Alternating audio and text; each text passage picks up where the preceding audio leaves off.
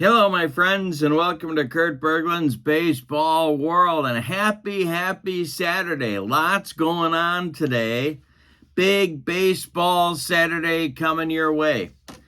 Tonight at 6 p.m. Central, I've got an authentic unboxing coming up. And it's an authentic unboxing extravaganza, which means that not only am I unboxing something, but we're playing it on the tabletop as soon as I unbox it. So that's going to be fun. That's at 6 p.m. Central. At 8:30 p.m. Central, I've got Here's the Pitch. There are two new Negro Leagues Young Gun sets for Here's the Pitch that are coming out, or that are out right now. And I'm going to play a game with those at 8:30 Central. And right now I've got APBA baseball, vintage APBA baseball. We're going to do a doubleheader this morning of APBA baseball vintage. Now, what I do with APBA, my APBA collection is a vintage collection. I like to collect original cards from the 50s and 60s.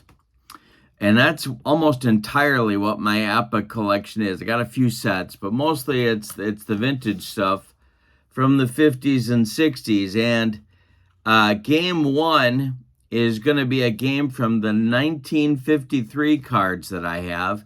We are at Fenway Park, and the Cleveland Indians, the 1953 Cleveland Indians, the second place Indians, they finished right behind the Yankees that year, are going to take on the fourth place Boston Red Sox. And it's a very interesting set of, the originals are very interesting, and I'll tell you why in a few minutes. The second game is going to be a matchup of American League pennant winners from the 1950s. It's going to be the 1956 Yankees, who were actually the world champs that year, at Comiskey Park, taking on the 1959 Go-Go White Sox. All original cards. And I had my Zach's handbook. I had my Zach's handbook in my hand at the start today, because that's how I learn about the vintage sets, which cards are correct, which are incorrect. And the 53 cards are interesting because that's before pitcher ratings and player speed ratings, base running ratings were on the cards. So it's pitchers with a straight letter grade, and that's it, no modifiers, and no fast or slow on the pitcher card, on the batter, on the base runner cards, because that didn't start until, I think the pitcher modifier started in 55 or 56, and the base running rating started in that time as well. All right, so I've got my old boards right here. These are the oldest boards I have. I know they don't fit with the 1950s perfectly, but they're the oldest ones I got, so that's what we use. There's writing on some of the cards because they're old, and that doesn't bother me at all. And I hope you enjoy some vintage APBA. Let's take a look at the lineups and roll vintage APBA baseball. Game one, the 1953 Cleveland Indians at the 1953 Boston Red Sox. And in the description for this video, I'm putting the link to my channel membership. With membership to Kurt Berglund's Baseball World, you get access to videos that subscribers can't see, including game demos, tutorials, special reports, book reviews, and a big archive of members-only videos. You also get discounts in my secondary store, $10 off per set, $2 off per team, and a free gift every month as a thank you for being a channel member. So check out that link. It is in the description for this video. All right, let's get down to Comiskey Park. For the Indians, the visiting Cleveland Indians, leading off at second base, Bobby Avila. Batting second, the first baseman, Bill Glynn. Batting third, the left fielder, Dale Mitchell. Batting fourth, the third baseman, Al Flip Rosen. Batting fifth, the center fielder, Larry Doby. Batting sixth, the right fielder, Wally Westlake. Batting seventh, the shortstop, George Strickland. And batting eighth, the catcher, Jim Hegan. On the mound, it's Bob Lemon, the right-hander, is a B-grade pitcher. The Indians have 40 defense points. That makes them a fielding 2. And in 1953, they were a 92-62 ball club. All right. For the homestanding Boston Red Sox, their batting order goes like this. Billy Goodman leads off at second base. Jimmy Pearsall bats second in center field. Ted Williams bats third and left. George Kell cleans up at third. Dick Gernert bats fifth. He's going to play first base. Sammy White bats sixth. He's going to catch. Tom Umflett bats seventh. He's in right field. Milt Bowling will bat eighth. He's going to play short. And Mel Parnell is on the mound. He was their ace. He's a B-grade pitcher. The Red Sox, as you probably gathered on the lineup, are a fielding 3. They only have 34 points of defense. They had a record of 84-69, and that was good for fourth place in 1953. And we are ready to go. Bobby Avila steps into the batter's box, and we're underway. And Avila swings, and he hits that one to center field. Under it is Jimmy Pearsall, and he makes the catch for out number 1. And you can see we already have this is the kind of stuff I love, and I know it's kind of nerdy, but should be a 34, but it says 24 on the card. But you'll see it's on every one of the Indians hitters and the Red Sox hitters as well. All right, Bill Glynn comes to the plate against Mel Parnell, and Mel kicks and deals. This is swung on, and it's popped up. Sammy White, back by the screen, is under it and makes the catch for out number 2. Dale Mitchell comes up now, famous for taking who's Bob Larson? Bob Larson owes me $20. Don Larson's third strike and his perfect game in the World Series. That swung on by Dale Mitchell and hit high but not deep to center. Jimmy Pearsall is going to make another grab, and that'll retire the side in 1-2-3 order in the top of the first. We go to the bottom of the first. Indians nothing. And the Red Sox coming to bat. Goodman, Pearsall, and Williams in the Red Sox first inning. The wind and the delivery to Billy Goodman is swung on and hit to center. Larry Doby under it, and he'll make the catch for out number 1. Jimmy Pearsall, the batter now. The delivery by Bob Lemon is swung on by Pearsall, and that is going to be hit to third. That's off Al Rosen's glove, and that's going to be an error that puts Pearsall at first base in front of Ted Williams. Back from Korea, his first full season back from the war, and the delivery to Williams, the splendid splinter, is a ground ball that is hit to third. Rosen with another chance. He fires to Avila for 1, and the relay to Glenn is in time for a rally-killing, soul-crushing, and inning-ending, and around the horn.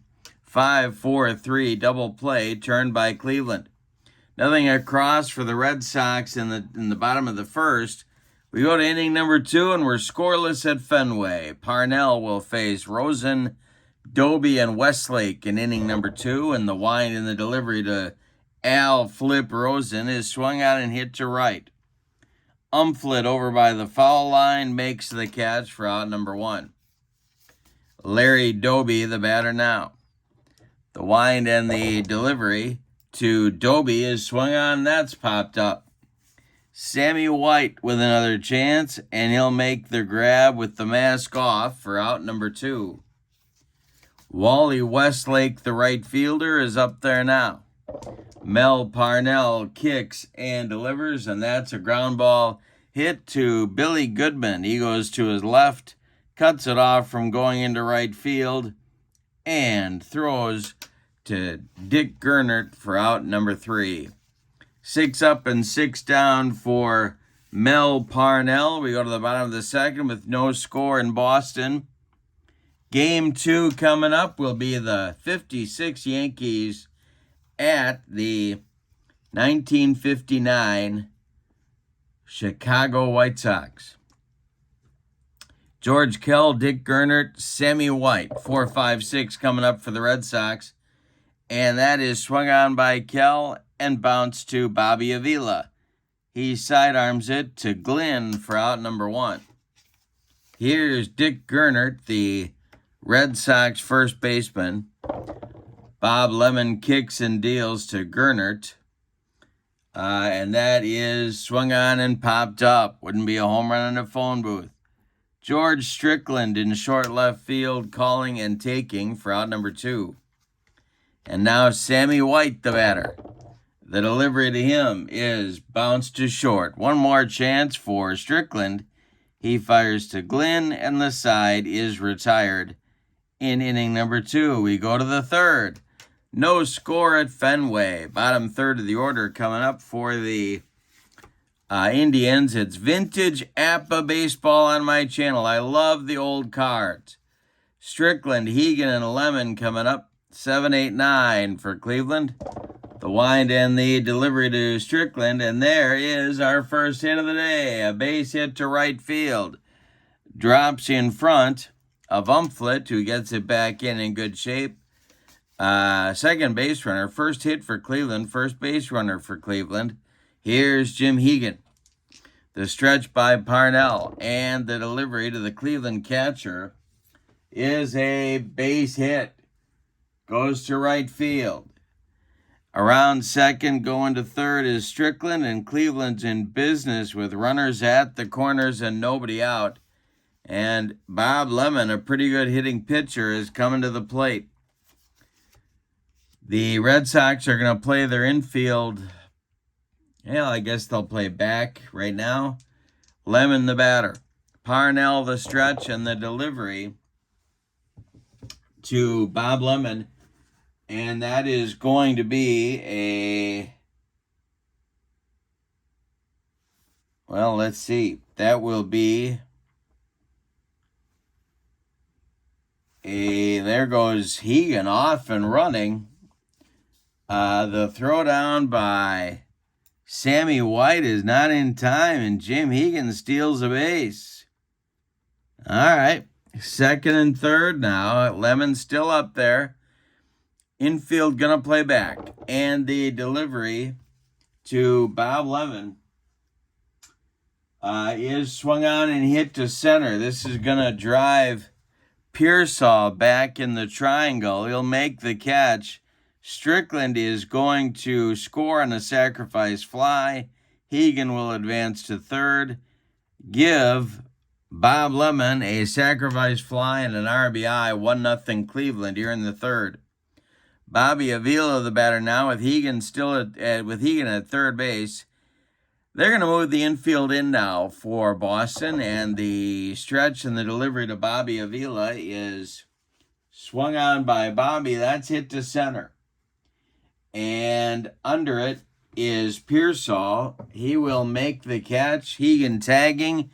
That'll be deep enough to get him home with run number 2. Couple of sac flies for the Indians in the third. Produced 2 runs. There's 2 outs now. Here's Bill Glynn. The wind and the delivery by Mel Parnell, and that's swung on by Glynn. And it is hit to center. Another chance for Pearsall. He's going to tie a record held by many and make all 3 putouts in the inning.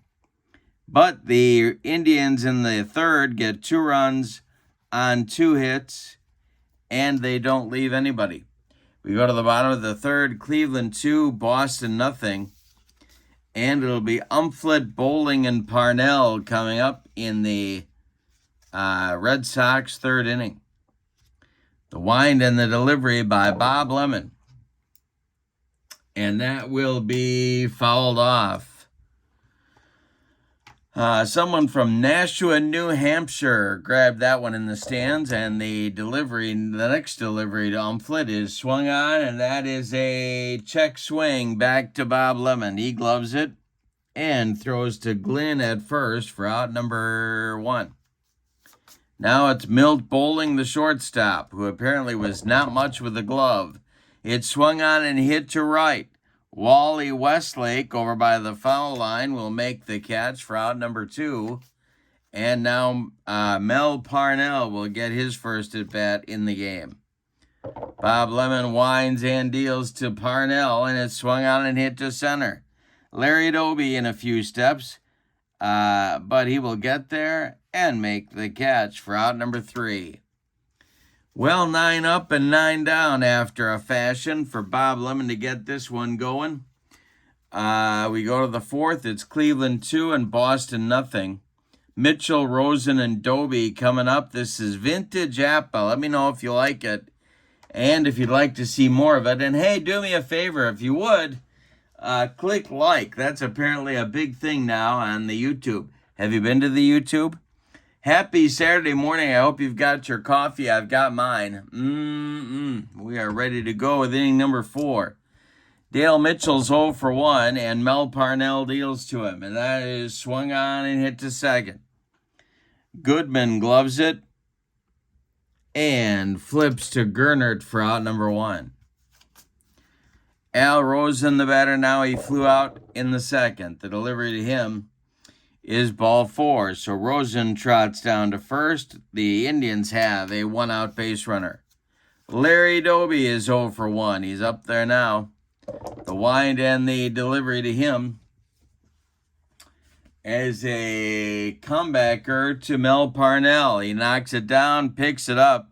His only play is going to be to Dick Gernert for the putout of Doby. Al Rosen advances to second with 2 outs. And now Wally Westlake comes to the batter's box. He's 0 for 1. Parnell the stretch and the pitch to Westlake. And that will be a base hit to right field. Drops in front of Umflett. Around third and scoring is Al Rosen with the 3rd run of the game for the Indians. An RBI single for Wally Westlake with 2 outs. And here comes George Strickland. They call him Bo. Or, I don't know, at least Richard Seitz called him Bo. The stretch by Parnell and the delivery to Strickland is another comebacker to Mel Parnell. He flips to Dick Gernert to retire the side. The Indians get a run on 1 hit. Say it with me. Oh, those bases on balls. We go to the bottom of the 4th. And your score is Cleveland 3 and Boston nothing. Top of the order coming for the Red Sox in inning number 4. It'll be Goodman, Pearsall, and Williams. This is game 1 of a twin bill. The 56 Yankees take on the 59 White Sox in game 2. The wind and the delivery by Billy Goodman is ripped.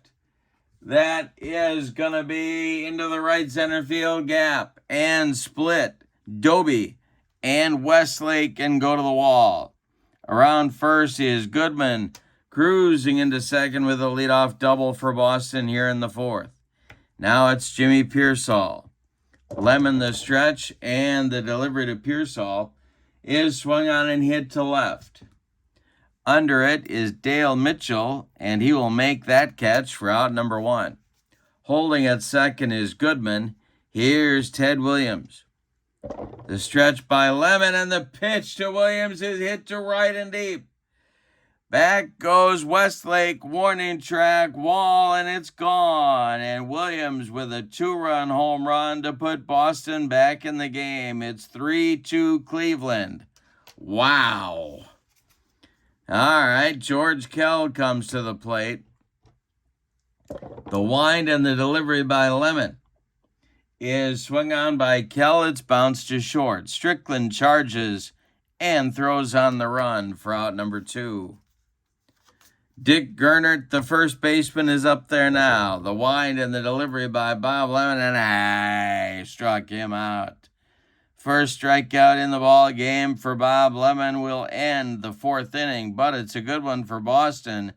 2 runs on 2 hits. They don't leave anybody. We go to the 5th inning. It's Cleveland 3 and Boston 2. I want to remind you tonight at 6 p.m. Central, Authentic Unboxing. It's not just an authentic unboxing, it's an authentic unboxing extravaganza, which means we're going to play a game with the stuff we unbox. And at 8:30, we've got Here's the Pitch Baseball, 8:30 Central. All right, in the 5th, it'll be Hegan, Lemon, and Avila, 8-9-1, coming for the Indians as they try to rebuild their lead. It's swung on and bounced to 3rd. This is George Kell to his right. He gloves it by the bag and fires across the diamond to Dick Gernert for out number 1. Bob Lemon's up there now. He had a sacrifice fly back in the 3rd inning to bring home Cleveland's first run. The wind by Mel Parnell, and the delivery is swung on and popped up. Billy Goodman in short right field, calling and taking for out number 2. Bobby Avila is 0 for 1, and he's up there now, the leadoff man for the Indians. And the delivery to Avila is swung on and lined to center. Coming on quickly is Pearsall, and he makes a running catch for out number 3. Mel Parnell with a 1-2-3 inning. We're halfway through this one. We had a good one at Fenway. Your score, Indians 3, Red Sox 2. And it'll be White, Umflett, and Bowling coming up against Bob Lemon in the 5th inning for Boston. And if anybody gets on, Mel Parnell. The wind by Lemon and the delivery, and that is taken for a ball. Next pitch to White, and struck him out. 2nd strikeout in a row now for Bob Lemon. He struck out Gernert to end the 4th, and now White to start the 5th. Here's Tom Umflett. The wind and the delivery to him is swung on and hit to center. High but not deep. Larry Doby under it, and he's got it for out number 2. Milt Bowling the batter now. Bob Lemon deals to him, and it's hit to center. Another chance for Doby. Larry pounds the glove and makes the catch for out number 3. Nothing across for the Red Sox. In inning number 5, we go to the 6th. It's Cleveland 3 and Boston 2. Saturday morning, APBA Vintage Baseball. Mel Parnell, who somebody called Dusty, will face Glenn, Mitchell, and Rosen, the 2-3-4 hitters in the top of the 6th inning. The wind by Parnell is swung on by Glenn and bounced to 2nd. Charging it is Billy Goodman, and he flips to Dick Gernert for out number 1. Dale Mitchell is 0 for 2, and he's up there now. The wind by Parnell and the pitch to Mitchell is a base hit to right field. Tom Umflett on it, and he fumbles it. Going to 2nd is Mitchell. It'll be a single and an E9 that puts the Indians outfielder in scoring position with 1 out, and here's Al Rosen, the cleanup hitter. So Mel Parnell's got himself a snoot full of trouble here in the top of the 6th. Rosen's 0 for 1. The stretch and the delivery by Parnell is a ground ball to short. Bowling to his left cuts it off from going up the middle and fires to Gernert for the putout. Advancing to 3rd on the play is Dale Mitchell. He's 90 feet away, but there's 2 away now. Larry Doby comes to the plate. Parnell the stretch, and the pitch to Doby is swung on and hit to center. Back a few steps is Pearsall, but he's got room and puts it away for out number 3. Nothing across in the 6th. The Indians strand a man 90 feet from the pay station. We go to the bottom of the 6th stanza. And your score, Cleveland 3 and Boston 2. Parnell's going to lead it off, and he'll be followed by Goodman and then Pearsall. Bob Lemon deals. And it's hit to right. Dying Quail. Here comes Wally Westlake making a running catch for out number 1. Billy Goodman, the batter now. The wind by Lemon and the delivery to Goodman, and that is taken for a strike. The next pitch by Lem is a pop-up right up the elevator shaft. Bobby Avila in short center field, calling and taking for out number 2. Jimmy Pearsall, the batter now. Lemon winds and deals. Ted Williams would be next. It's swung on by Pearsall and popped up. Jim Hegan, back by the screen, will make the catch for out number 3. Bob Lemon with a 1-2-3 inning, which is good news for him because that means Ted Williams will lead off next inning. There won't be anyone on base. We go to the 7th and your score. Cleveland 3 and Boston 2. Westlake, Strickland, and Hegan coming up for the Indians in the 7th. The wind by Mel Parnell, and the delivery is a base hit to right field. Drops in front of Tom Umflett, and the Indians have their leadoff man aboard. Here's George Strickland, and I think the Indians are going to try and move Wally Westlake along here with a bunt. The stretch and the delivery by Mel Parnell, and that's squared by Strickland, and he gets the bunt down. It's bunted toward Dick Gernert, who gloves it and flips to Billy Goodman covering the bag. The sacrifice will move Wally Westlake to second base, and here's Jim Hegan, 1 for 2 on the day. They can get away with this because Lemon was a good hitting pitcher, but normally you wouldn't bunt with your 7-man. Parnell, the stretch, and the delivery is swung on by Jim Hegan, and that is a grounder to first. Dick Gernert to his right gloves it, and he feeds Mel Parnell covering the bag for the putout. And that'll move Wally Westlake to third with 2 outs, and here comes the aforementioned Bob Lemon needing a 2-out hit to help himself and pad his own lead. Lemon is 0 for 1. He does have an RBI. Parnell, the windup, and the delivery with the man on third back in 1953. And that's swung on by Lemon and a comebacker to Mel. He gloves it and throws to Dick Gernert to retire the side. So the small ball doesn't work in the 7th. It's time to stretch them out at Fenway with your score. The Indians 3 and the Red Sox 2. It'll be Williams, Kell, and Gernert in the bottom of the 7th. The wind by Bob Lemon and the delivery. And that is swung on and popped up in fair territory. Al Rosen is under it. And they retire the splendid splinter for out number 1 in the bottom of the 7th. Here's George Kell. Georgie. The wind and the delivery by Lemon is swung on and popped up. Jim Hegan off with the mask and makes the catch for out number 2. Dick Gernert, the batter now, 0 for 2. Nobody on base and 2 away, and that is swung on by Gernert and hit on a line to Larry Doby. In his tracks, Doby makes the catch for out number 3. Nothing across for Boston. Lemon is only allowed 2 hits. Both of them were in the 4th inning and scored. We go to the 8th, and your score is Cleveland 3 and Boston 2. Parnell will face the top of the Cleveland order in inning number 8 as he tries to hold the Indians where they are.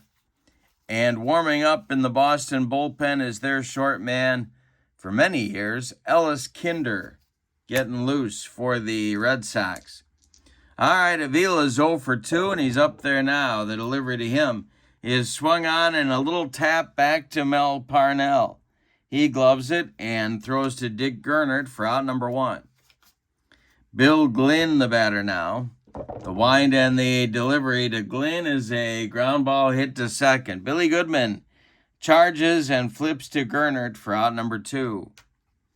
Boy, that Red Sox Keystone combo in 1953, not very good with the glove. Bowling a 6 at short and Goodman a 6 at second base. Here's Dale Mitchell. Parnell kicks and deals, and Mitchell hits one to right. In a few steps is Tommy Umflett, and he will make the catch for out number 3. Nothing across for the Indians in the 8th inning. We go to the bottom of the 8th. Getting late for the Red Sox, but they only trail by 1. It's Cleveland 3 and Boston 2. It'll be White, Umflett, and Bowling, and if anybody gets on, Mel Parnell or a pinch hitter here in the bottom of the 8th. Bob Lemon kicks and deals. And the pitch is swung on by Sammy White and hit on a line to Wally Westlake. He's got it for out number 1.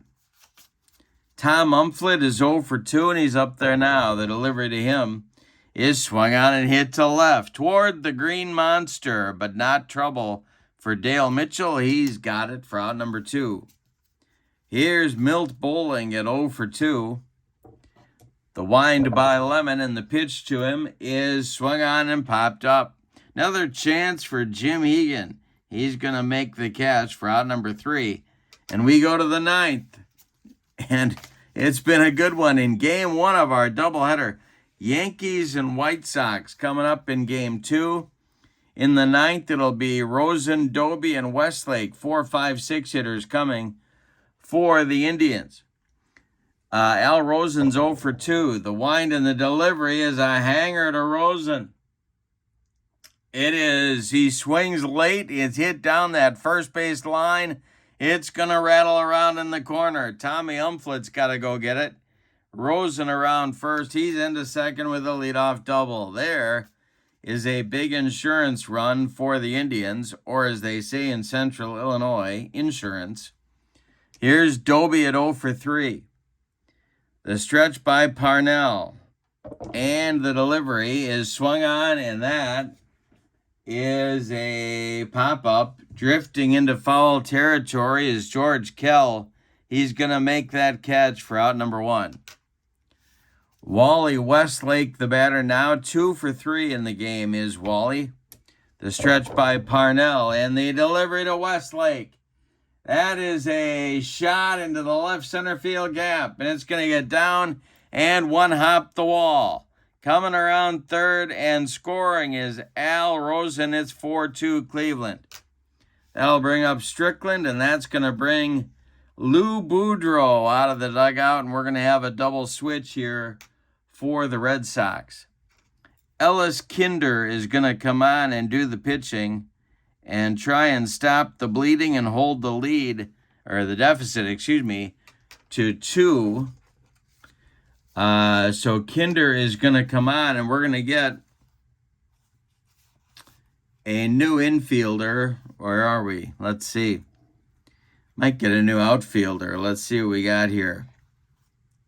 Yeah, we're going to get a new outfielder. It's going to be Gene Stevens. Going to bat in the number 9 spot.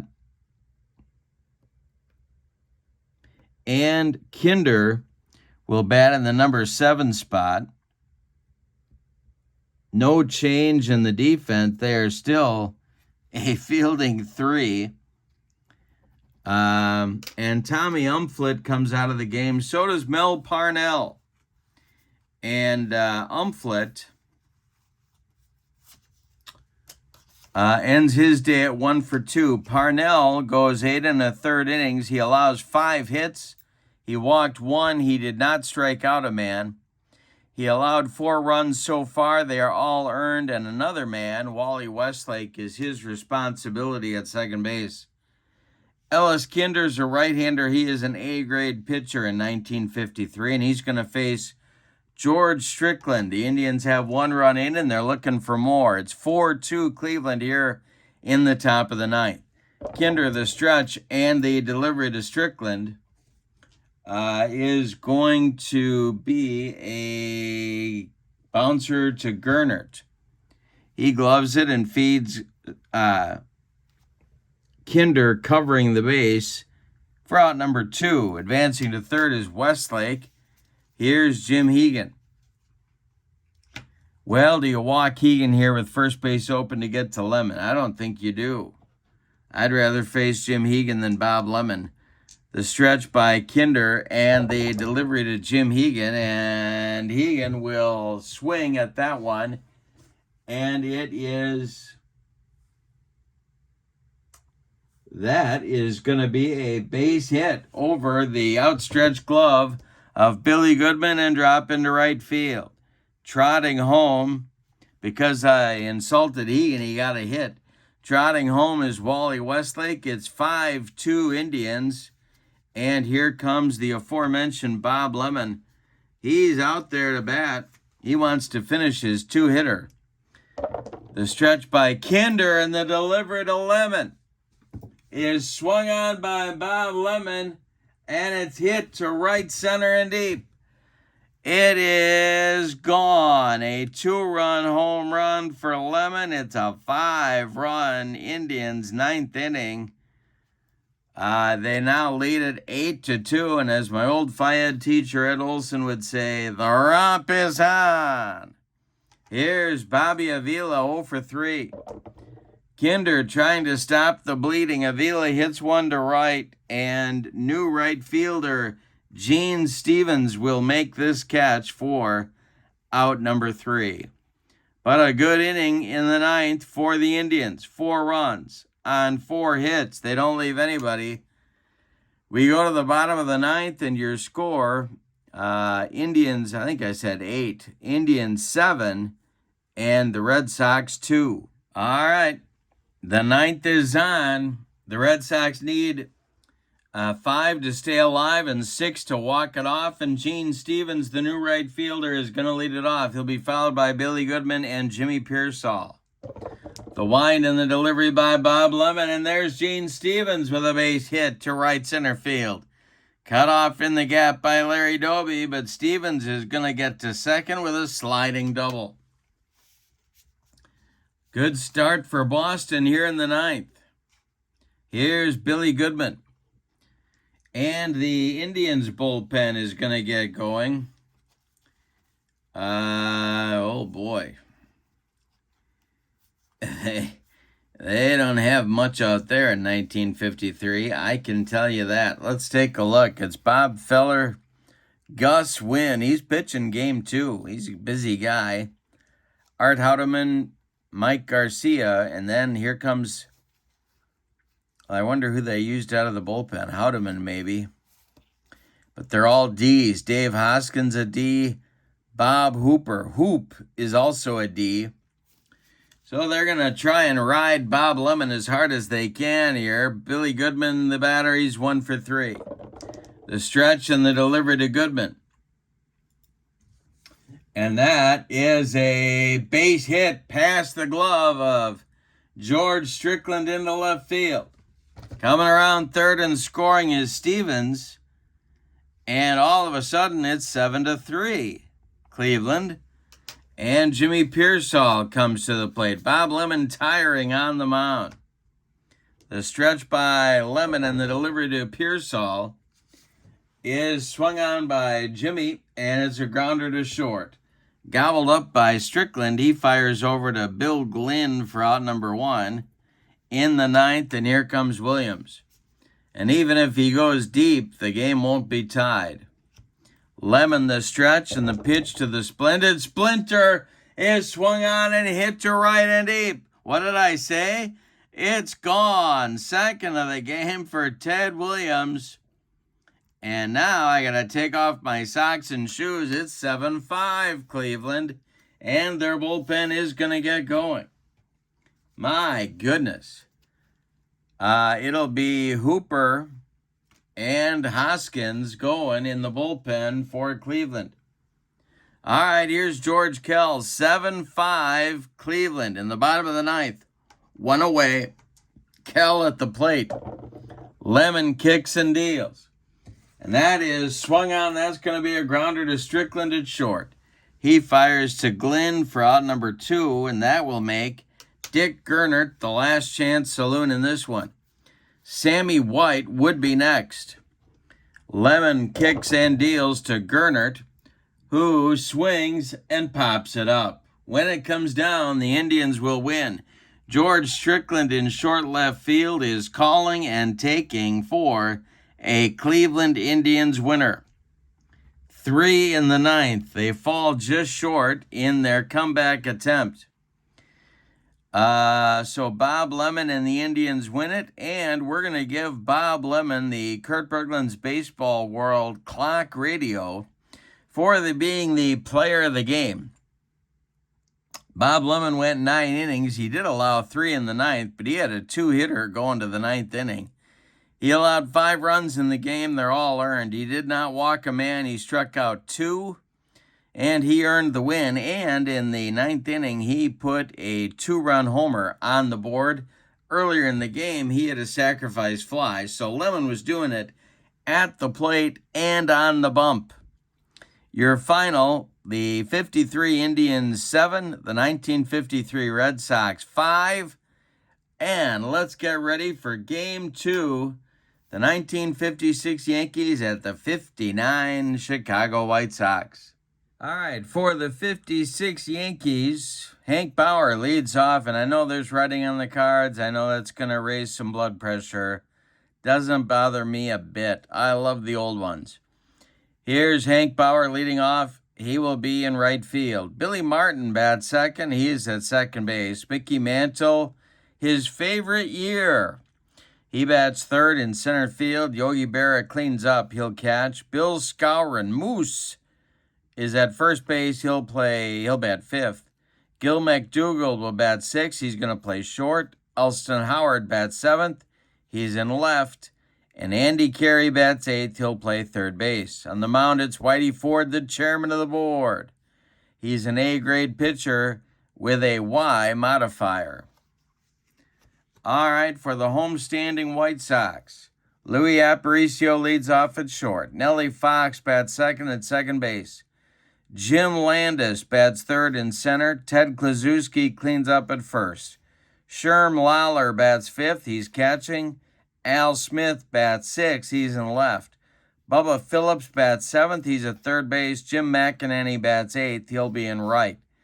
Early Gus Wynn bats ninth. He is a B-grade pitcher with a Y modifier. You'll notice that on these cards, there are pitcher modifiers as well as base runner speed ratings later in the 50s here.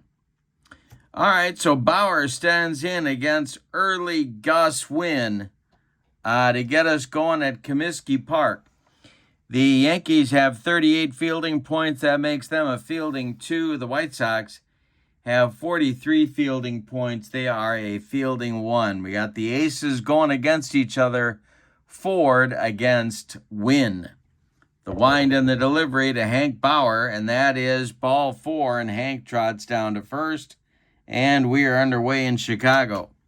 Yankees with a leadoff base runner. Here's Billy Martin. And we're going to try a hit and run. Why not? I think that's exactly what Casey had in mind when he put Billy Martin in the number 2 slot. The wind and the delivery, and there goes Hank Bauer, and there goes a base hit to right center field for Billy Martin. Around second, going to third is Bauer, and the Yankees are in business with runners at the corners in the top of inning number 1. Mickey Mantle, the batter now, so dangerous in 56. The stretch by, dangerous in any year. The delivery by Wynn is swung on by the Mick. And that is going to be popped up. Nellie Fox in short center field is under it and making the catch for out number 1. Well, early Wynn dodged the first bullet. Let's see if he can keep doing it here. Yogi is at the plate. The infield for the White Sox is back. They want to turn a double play and get out of this. The delivery by early Wynn is a comebacker to Win. He looks at third. He holds Hank Bauer there and makes the play over to Ted Kluszewski to Big Clue at first base. Billy Martin advances to second on the play. There's 2 in scoring position now for Moose Skowron. Second and third. Big opportunity for the Yankees to take an early lead. Early win, no pun intended. Early win the stretch and the delivery, and that is going to walk Bill Skowron. Down to first goes Moose. They're loaded for Gil McDougald. 2 away, though. Elston Howard would be next. The stretch by win and the delivery. And that is going to be a wild pitch that bounces past Sherm Lawler. Scoring from third is Bauer. It's 1-0 Yankees. Going to third, Billy Martin. Going to second is Bill Skowron. McDougald is still at the plate. I looked at Berra. What am I doing? Well, let's see if that's right. Let's see if I did that right. A 39. He's trying to steal home, and no, Bauer gets shot down. He doesn't score. It's a 1-2 putout on Hank trying to steal home, and the inning, the side is retired. Nothing across for the Yankees in the first. Well, you got to read the right cards.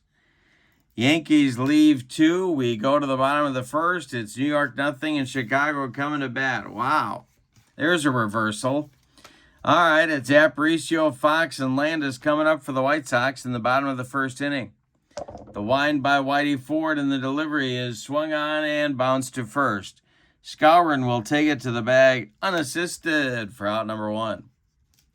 Here comes Nellie Fox, the MVP of the American League in 1959, and the delivery to him is a ground ball to short. McDougald gobbles it up and fires to Skowron for out number 2.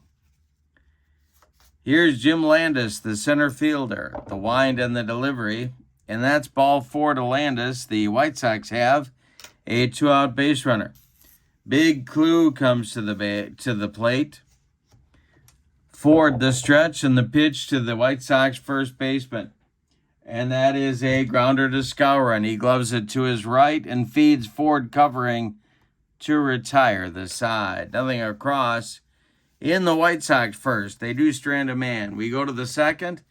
Yankees nothing and the White Sox nothing. Baseball day in Kurt Berglund's baseball world. 6 p.m. Authentic unboxing extravaganza. I'm going to unbox something and we're going to play a game with it at 6 p.m. Central. Then at 8:30, it's Negro Leagues baseball with Here's the Pitch. So a lot of fun coming up. Hope you'll join me for that. And hey, if you can do me a favor here and click like on this video, that would help me out a lot. All right, Gil McDougald was up at the plate when Hank Bauer decided to try to steal home in the top of the first. So he's up there now. He'll be followed by Elston Howard and Andy Carey. The wind and the delivery by Early Win, and that's ball 4 to Gil. Leadoff man aboard again for the Yankees. Here's Elston Howard, the left fielder. The stretch by Win, and the delivery to Ellie is a ground ball to short. Aparicio from the hole goes to Nellie Fox for 1, and that's all they're going to get. Howard beats the rap at first. McDougald retired 6-4. Howard on with the fielder's choice. Here's Andy Carey, the Yankee third baseman. Whitey Ford on deck. The delivery by Early Win, and I struck him out. First strikeout for Early Win. And here comes Whitey, the chairman of the board. The stretch by Gus. And it is going to be swung on by Whitey, and that's going to be trouble for the White Sox. That is going to be big trouble. It's going to be hit down that right field line. And it's going to rattle around in the corner. McEnany's got to go get it. Howard around third. He's going to score, and now it's 1-0 Yankees on a 2-out Whitey Ford double. Early Win comes to the plate now. I'm sorry. Early Win faces Bauer coming to the plate. The stretch and the delivery to Hank is strike 3 swinging. And Early Win humped up on that fastball to get himself out of trouble. But in the second, the Yankees do get a run. On one hit, they leave one. Whitey Ford helps himself with an RBI. We go to the bottom of the second. Yankees 1, White Sox nothing. Vintage APBA baseball. I love the old cards. Hope you're enjoying the game. Let me know if you want to see more on my channel. Lawler, Smith, and Phillips, 3 right-handed batters coming up against Whitey Ford. The wind and the delivery to Sherm is ball 4. So Sherm Lawler goes down to first. Leadoff man aboard for the White Sox. Here's Al Smith, the left fielder. Double play depth for the Yankee infield. And the delivery to Al Smith, and I struck him out on a yacker. Whitey Ford threw him a curveball, and Al Smith swung twice at it. Here is Bubba Phillips. Lawler still at first. Ford, the delivery. Swung on and bounced to short. This is Gil McDougald. He goes to Billy Martin for 1, and the relay to Bill Skowron is in time for a soul-crushing, rally-killing, and inning-ending 6-4-3 double play turned by the Bronx Bombers. We go to inning number 3, and it's the Yankees 1 and the White Sox nothing. Martin, Mantle, and Berra, 2, 3, 4 hitters coming up in the third inning for the Yankees. Early Win deals to Billy Martin, and he struck him out. Early Win says, hey, I've got a yacker too, and that's Early's third strikeout. Now it's Mickey Mantle, 0 for 1 in the game. The delivery to the Mick is swung on, and that's ripped down into that right field corner. McEnany's got to go get another one. Mantle around first into second with a 1-out double.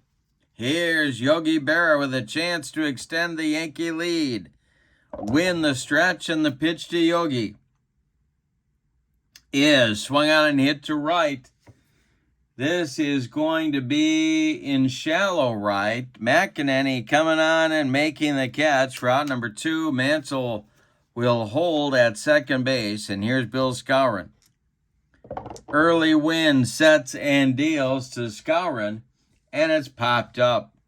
Drifting into foul territory is Bubba Phillips, and he will make the catch for out number 3.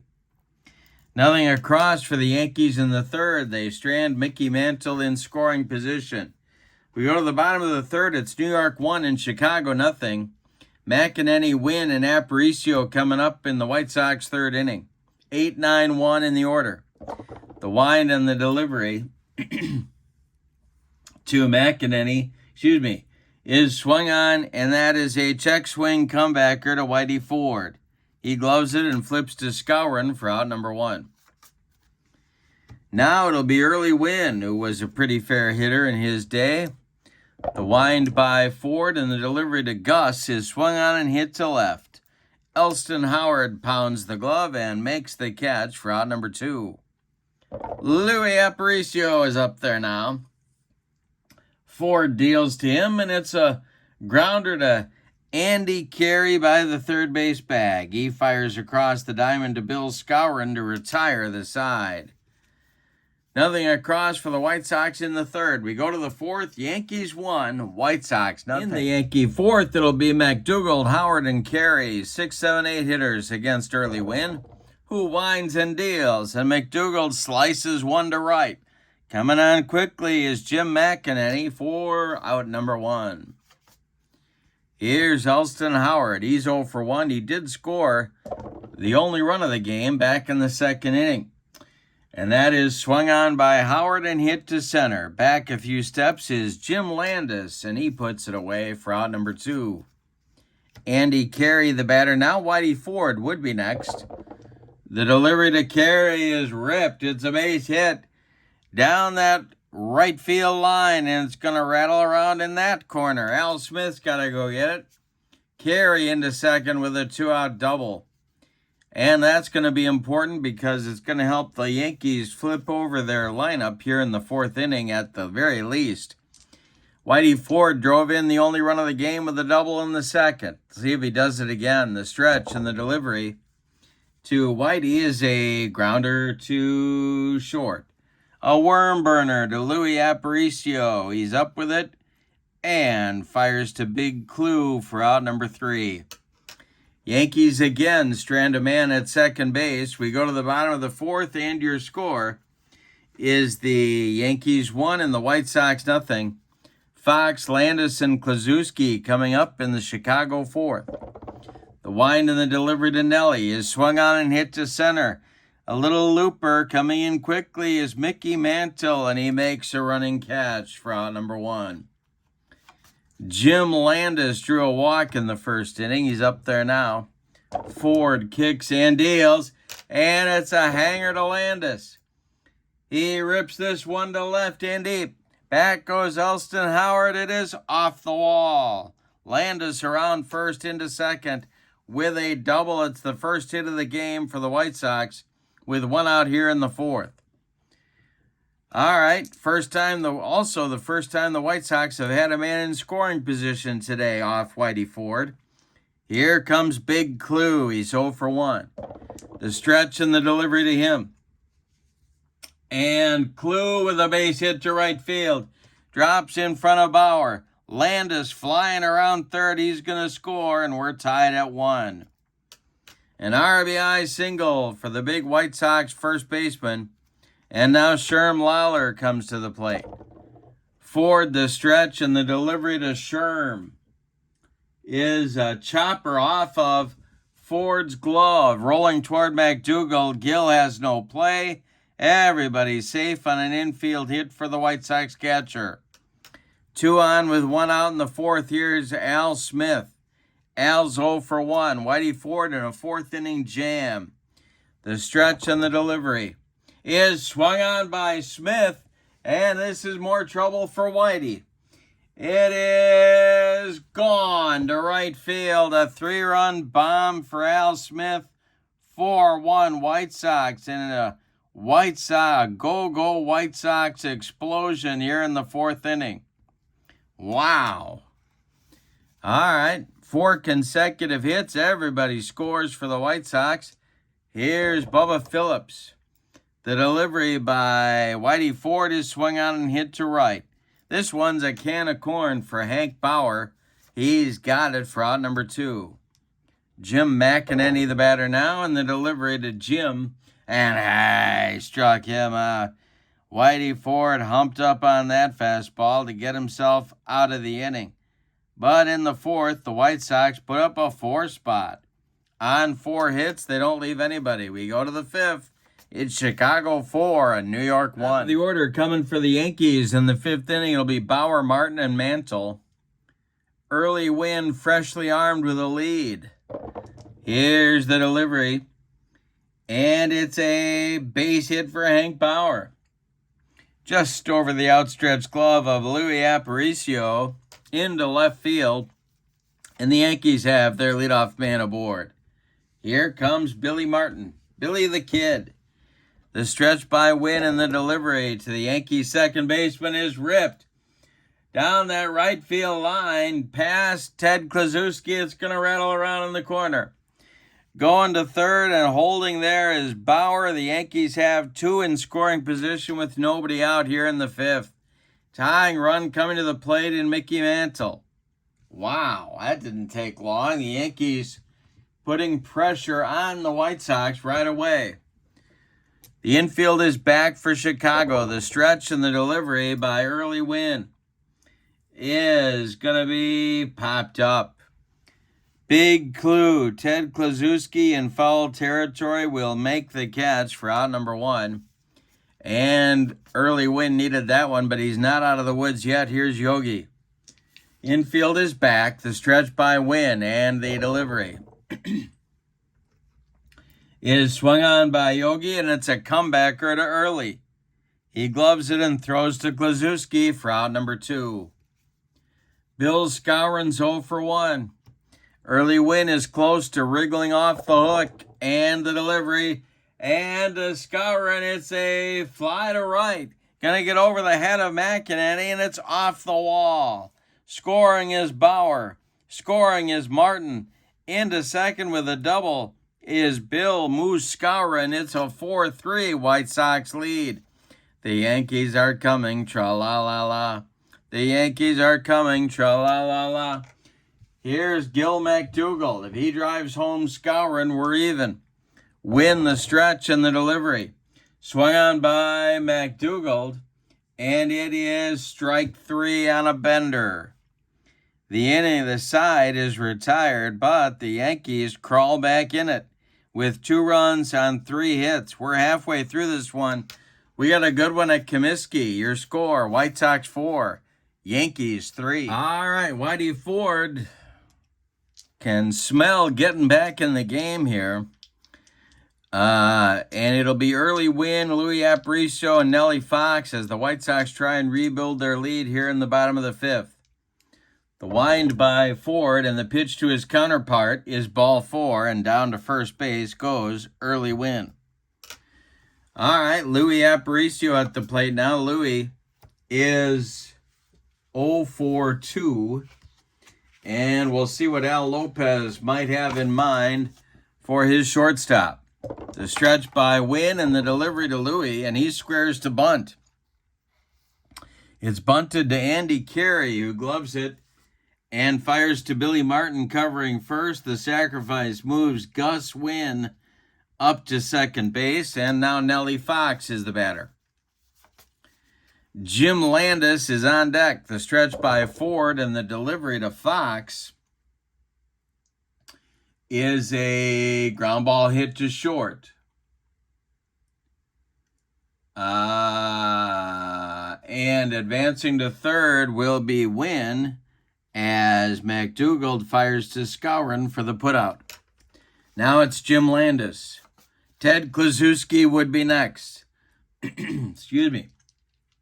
Ford, the stretch, and the delivery to Jim Landis.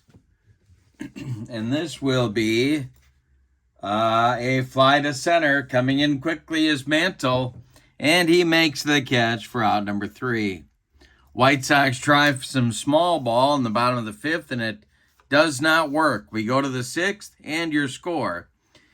White Sox 4, Yankees 3. Got a nail-biter at Comiskey. Howard, Carey, and Ford, bottom third of Casey Stengel's order coming in the top of the 6th. Early win, kicks and deals. And that's swung on by Howard and a comebacker to Early. Nice play by the pitcher. He throws to Big Clue for out number 1. Andy Carey, the batter now. The delivery by Wynn. And Carey swings and rolls one to Nellie Fox. He sidearms it to Big Clue for out number 2. Now it's Whitey Ford. Whitey's 1-for-2 on the day. Hank Bauer would be next. And the delivery is swung on. Another chance for Nellie Fox. He flips to Kluszewski to retire the side. Yankees go down in order in the 6th. We go to the bottom of the 6th frame. And your score, White Sox 4, Yankees 3. Kluszewski, Lawler, and Smith coming up for Chicago in the 6th inning. The wind and the delivery to Big Clue is a ground ball to short, gobbled up by Gil McDougald, who fires to Bill Skowron for out number 1. Sherm Lawler's been on base twice and has scored once, and he's up there now. Swung on by Sherm. No, taken for a ball. And the next delivery is another chance for McDougald. Gil charges, throws on the run to Skowron, and they get Sherm Lawler by 14 steps at first base. Here's Al Smith. The wind and the delivery to Smitty is swung on and hit to left. Elston Howard over by the foul line will make the catch for out number 3. And the White Sox go down in order in the 6th. We go to the 7th. Chicago 4 and New York 3. Top of the order coming for the Yankees against early win in the 7th inning. Bauer, Martin, and Mantle. The wind by early win, and the delivery is swung on by Bauer and hit to center. Can of corn for Jim Landis, and he's got it for out number 1. 5 in a row now, retired by early win. The wind and the delivery to Billy Martin, and that is taken for a strike. Next pitch, Swung on and hit to right. Dying Quail. Here comes Jim McEnany with a nice running catch for out number 2. Mantle, the batter now, with nobody on base, just the way the White Sox like it. And that swung on and hit to center. It'll be another chance for Landis. He's back a few steps near the track and puts it away for out number 3. Nothing across for the Bronx Bombers in the 7th. Time to stretch them out at Comiskey Park with no sign of Harry Carey or Nancy Faust. We go to the bottom of the 7th. It's Chicago 4 and New York 3. Bottom third of the White Sox order coming up in the 7th against Whitey Ford. It'll be Phillips, McEnany, and Wynn. The wind and the delivery to Bubba Phillips is swung on and popped up. Andy Carey in fair territory is under it and takes it for out number 1. Jim McEnany, the White Sox right fielder, is up there now. The delivery to him is swung on by McEnany and bounced to second. Billy Martin gloves it and flips to Skowron for out number 2. That'll bring up Early Wynn with 2 outs and nobody aboard. Louis Aparicio would be next. The wind by Ford and the delivery to Early Wynn, and he strikes him out. Whitey Ford strikes out his counterpart to retire the side. Nothing across for the White Sox in inning number 7. We go to the 8th. It's nail-biting time. Your score, White Sox 4, Yankees 3. It'll be Yogi Berra, Bill Skowron, and Gil McDougald, 4-5-6 for Casey. Coming up in the top of the 8th. And the White Sox bullpen is going. Let's see who they've got down there. There's two guys are throwing. Jerry Staley and Turk Lown. And a couple of right-handers. They had a 2-headed monster down there in 1959. Yogi's 0 for 3. Early Wynn winds and delivers to the Yankee catcher. And it's a base hit for Yogi. Leadoff man aboard for the Yankees in the 8th inning. Here's Bill Skowron. He's 1 for 2. Early Wynn. The stretch and the delivery to Skowron is a ground ball hit to Fox. Their only play is going to be to get Berra at second, 4-6. Skowron safe at first on the fielder's choice. Too slowly hit to turn a double play. Here's Gil McDougald. Win the stretch. The delivery to McDougald is a ground ball comebacker. Knocked down by Early Wynn. He picks it up and throws to Big Clue at first for the putout. Advancing to second is Skowron with 2 away. Here's Alston Howard, 0 for 3. Andy Carey would be next. The stretch by Wynn. And the delivery is swung on and hit to third. Bubba Phillips to his left, gloves it, plants and throws to Klaczewski to retire the side. Yankees get a base runner but can't bring him around. We go to the bottom of the 8th. Chicago 4, New York 3. Whitey Ford will face the top of the White Sox order. They would love an insurance run, or as they say in Bloomington, Illinois, insurance. And Aparicio, Fox, and Landis will do the honors. If anybody gets on, Big Clue. Whitey Ford kicks and delivers to Louis Aparicio. It swung on and hit to center. Little looper. Here comes Mickey Mantle on the run, and he's got it for out number 1. Nellie Fox, the batter now. Whitey Ford deals. And Nellie Fox with a base hit to right field. It drops in front of Hank Bauer, and the Yankee bullpen will get to work. Nellie on with a single. Here comes Jim Landis, the center fielder. In the bullpen, oh boy. In the bullpen for the Yankees, it will be Bob Grimm a right-hander, and Tom Sturdivant, another right-hander. So we got two guys going in each bullpen now. Landis, the batter, one on with one out for Chicago. The stretch by Ford, and the delivery is swung on, and it's a comebacker to Whitey Ford. He knocks it down, picks it up, and flips to Skowron for the putout. Nellie Fox goes to second base on the play, and it'll be Big Clue with 2 outs and a man in scoring position. He's 1 for 3. He drove in the first White Sox run of the game with a single back in the 4th. Ford, the stretch, and the pitch to Big Clue is ball 4. He walked him. 2 on now with 2 outs, and here comes Sherm Lawler, the catcher. Might be Whitey Ford's last hitter right here. Lawler is 1 for 2. First and second, bottom of the 8th, 2 outs, 4-3 White Sox. The stretch on the delivery to Sherm Lawler is swung on by Sherm, and it's a grounder to third. Carey gloves it and fires across to Skowron to retire the side. White Sox strand 2 in the bottom of the 8th. That's the kind of thing that'll send Al Lopez looking for his vaping materials. We go to the top of the 9th. It is put up or shut up time for the Bronx Bombers. Your score, White Sox 4, Yankees 3. And scheduled in the 9th inning will be Andy Carey, Whitey Ford, and Hank Bauer for the Bombers. Early Wynn's going to try and finish the job here.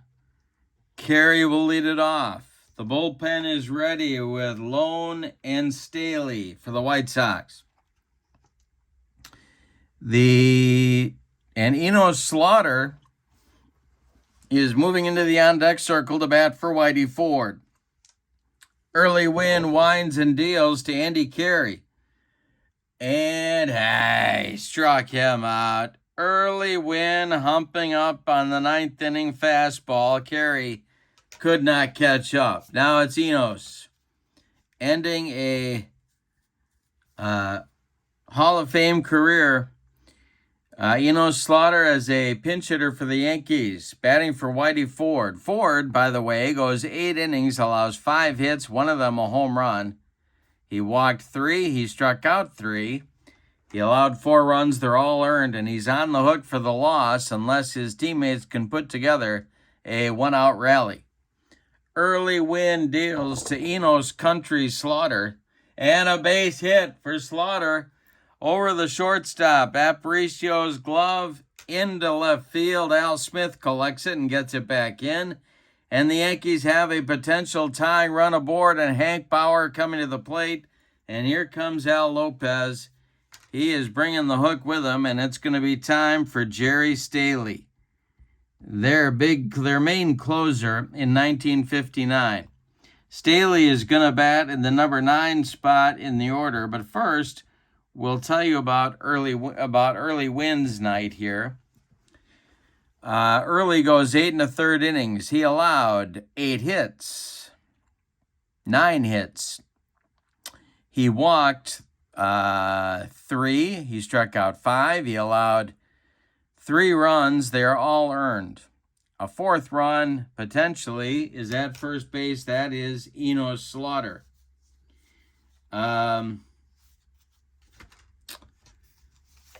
He's in line for the win if Jerry Staley can get the job done. Staley, the pride of Brush Prairie, Washington, is an A-grade pitcher with a Z modifier, and he's facing the leadoff man, Hank Bauer. All right, double played up for the White Sox infield. The stretch by Staley and the delivery to Bauer is ball 2. Next delivery to Bauer is ball 4. Down to second goes Slaughter. Down to first goes Bauer. And it's nail-biting time for Al Lopez and the White Sox. Billy Martin at the plate. He's 2 for 4. The stretch by Staley and the delivery. And Billy the Kid hits one to left. Coming on is Al Smith. He'll make the catch in shallow left. Runners will hold. 2 away, and it's Mickey Mantle. Are you kidding me? Well, they're going to have to face Mantle here to win the ball game. It's Slaughter at second, Bauer at first, Mantle at the plate. Mickey's 1 for 4. A 4-3 White Sox lead. The tying run at second, the go-ahead run at first base. Staley the stretch and a deep breath. The delivery to Mickey is ball 2. Oh boy. Staley again the stretch and the delivery. And Mantle swings, and it is popped up. In foul territory, Sherm Lawler off with the mask and makes the catch for a Chicago White Sox winner. Mantle leaves 2 in scoring position, 2 on base, 1 in scoring position to end the ball game. Let's give you the totals on this fun game. Wow. For the visiting Yankees, 3 runs on 8 hits, and they committed no errors. The White Sox, 4 runs on 5 hits, and they committed, I thought they committed an error, but I guess they did not. The winning pitcher is Early Win. The save goes to Jerry Staley, and the loss to Whitey Ford. This has been APBA Vintage Baseball. I hope you've enjoyed the old cards. I love playing with the old ones. Vintage APBA Baseball. Let me know if you would like to see more of it on my channel. Please give it the thumbs up, too, if you would. That would help me a great deal. Now, in the description for this video is the link to my channel membership. And with membership to Kurt Berglund's Baseball World, you get access to members-only videos that subscribers can't see, including game tips, tutorials, demos, book reviews, and a big archive of members-only videos. You also get, as a channel member, discounts in my secondary store, $10 off per set, $2 off per team, and you get a free gift from me every month as a thank you for being a channel member. So check that out. That link is in the description for this video. Tonight at 6 p.m., Authentic Unboxing Extravaganza. We're going to play a game, open a box and play a game. And at 8:30, Negro Leagues Baseball with Here's the Pitch. Lots of fun tonight. Hope you'll join me. But for now, from Comiskey Park in Chicago, your final, the 59 White Sox 4, the 56 Yankees 3. Couple of fun ones for you today. Have a wonderful Saturday. We'll see you tonight. So long, everybody.